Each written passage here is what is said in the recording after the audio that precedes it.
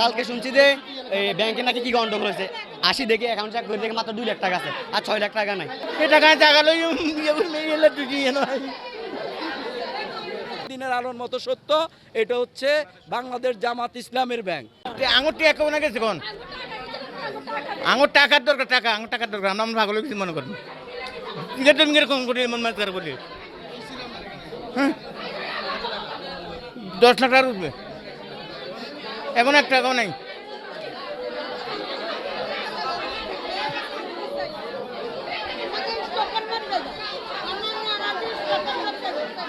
এ টাকায় টাকা লই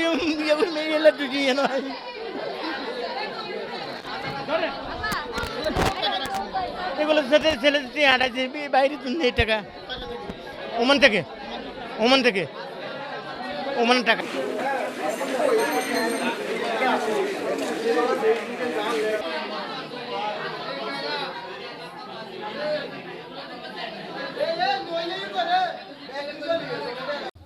গোপালপুর ইসলামী ব্যাংক এজেন্ট শাখার যে একটা ব্যাংক আছে, মানুষ এই এলাকার হতদরিদ্র জনসাধারণ আমানত হিসাবে টাকা জমা রাখত, লেনদেন করত। হঠাৎ করে এই ইসলামী ব্যাংক এজেন্টের যিনি মালিক জানতে পারছি জনগণের টাকা আত্মসাৎ করে উধাও হয়ে গেছে। আমি আশা রাখি এবং প্রশাসনের দৃষ্টি আকর্ষণ করছি যেন সাধারণ মানুষের যে আমানতের টাকা তদন্ত করে উদ্ধার করে দেওয়ার জন্য এলাকা মানুষের গরিবদের আমানতের টাকা যেন ফিরিয়ে দেওয়া হয়, সেই যেন ব্যবস্থা করা হয়। এবং এই ব্যাংকের সাথে যিনি জড়িত উনি তদন্ত করে ওনাকে শাস্তির আওতায় এনে মানুষের টাকা উদ্ধার করার ব্যবস্থা করার জন্য বিশেষভাবে আমি এলাকার মানুষের জনগণের পক্ষ থেকে, গ্রাহকদের পক্ষ থেকে অনুরোধ করছি।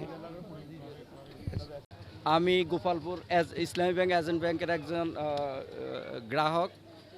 তো এইটা ইতিমধ্যে আপনারা সবাই অবগত আছেন যে এই ব্যাংক থেকে যে মালিক পক্ষ ছিল, এজেন্ট পক্ষ, অনেক 7-8 কোটি টাকা নিয়ে সে এখান থেকে চলে গেছে। এই অ্যাকাউন্টে আমার নিজের অ্যাকাউন্ট আছে, আমার অ্যাকাউন্টের কোনো টাকা যায় নাই, কিন্তু আমার ছোট ভাই, আমার চাচতো ভাই সহ এলাকার অনেকেরই টাকা, যারা এফডিআর, ডিপিএস এই ধরনের লেনদেনগুলো এখানে করছে, ভুয়া মানি রিসিট দিয়ে এবং ভুয়া কাগজপত্র দিয়ে তাদের কাছ থেকে টাকা গ্রহণ করছে। আদৌ তাদেরকে সঠিক কোনো কাগজপত্র দেয় নাই, যার কারণে এখানে যারা এখন মালিক পক্ষ চলে যাওয়ার পরে সবাই ব্যাংকে চেক করতে আসি, দেখে যে এই ধরনের ডিপিএস তাদের নামে নেয়। আমরা অবশ্যই চাই এই ব্যাংকের সাথে জড়িত আছে যারা এখানকার, যারা ইসলামী ব্যাংকের কর্মকর্তা বা চন্দ্রগঞ্জের যারা, এটা তো মূল এজেন্ট হচ্ছে চন্দ্রগঞ্জ, তারা এখান থেকে যে টাকাগুলো চলে গেছে, যাদের টাকা গেছে তারা একদম নিতান্তই গরিব লোকজন, তাদের টাকাগুলো যেভাবে ব্যাক করানো যায়, ফেরত দেওয়া যায়, সে ধরনের ব্যবস্থা অবশ্যই করতে হবে ইসলামী ব্যাংক কর্মকর্তাকে। এবং আমি আশা করব, আমরা যতটুকু জানি ইসলামী ব্যাংক বাংলাদেশ জামাত ইসলামের ব্যাংক, বাংলাদেশ জামাত ইসলামের এই ইউনিয়নে যারা দায়িত্ব আছে, আমাদের আমির সাহেব, আমাদের শ্রদ্ধেয় শিক্ষক সহ এই এলাকার মান্যগণ্য বা সম্ভাব্য চেয়ারম্যান প্রার্থী আলাউদ্দিন মামুন ভাই সহ যারা আছেন, তারা দায়িত্ব নেবেন। দায়িত্ব নিয়ে যাদের টাকা পয়সা নিয়ে গেছে তাদের টাকা পয়সা ফেরত দেওয়ার ব্যবস্থা ওনারাই করতে হবে, ওনারাই করবেন। কারণ এটা আমরা সবাই জানি দিনের আলোর মতো সত্য, এটা হচ্ছে বাংলাদেশ জামাত ইসলামের ব্যাংক। বর্তমানে আমাদের এই গোপালপুর এজেন্ট শাখায় সর্বোচ্চ লুটপাট হয়েছে, যেটা রেকর্ড পরিমাণ। গোপালপুরের মিনিমাম 60-70 বছর ব্যাংকিং ইতিহাসে এরকম কোনো লুট হয় নাই। এটা গত 5 বছর থেকে, মিনিমাম 6-7 বছর থেকে শুরু হয়েছে। 5 বছর বা 6-7 বছর থেকেই মানুষের ফিঙ্গারের মাধ্যমে সর্বোচ্চ দুর্নীতি হয়েছে। কেউ যদি টাকা উঠাতে আসতো, এটাকে 3 ভাবে বলা হতো যে আপনি আবার ফিঙ্গার দেন। মানুষ 50,000 টাকা উঠাতে আসলে 5 লাখ টাকা নিয়ে গেছে। তো এখন পর্যন্ত আমরা একটু আগে জানতে পারছি আর কি, মিনিমাম 50 কোটি টাকা, 2টা এজেন্ট। আরেকটা হচ্ছে তাদের কালিকাপুর, সোনামুড়ি কালিকাপুরে।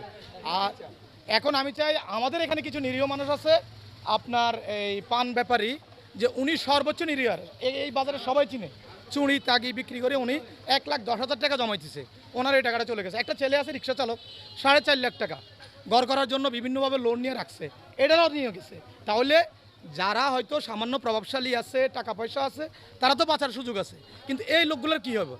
এই আমরা বাংলাদেশ সরকারের কাছে শুধু এটা চাই, নিরীহ মানুষের বিচারটা চাই, আর অন্য কোনো কিছু না।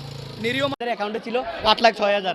তো কালকে শুনছি যে এই ব্যাংকে নাকি কি গন্ডগোল হয়েছে, আসি দেখি অ্যাকাউন্ট চেক করে দেখি মাত্র 2 লাখ টাকা আছে, আর 6 লাখ টাকা নাই। এখন আসে ওরা বলে ওরা কিছু জানে না। এখন ওরা ওদেরকে টাকার কথা বললে ওরা বলে আমরা জানি না, তোমরা ব্যাংকে ধরো, কেউ কিছু বলে না, আরো কথা বললে গরম হয়ে যায় আমাদের উপর।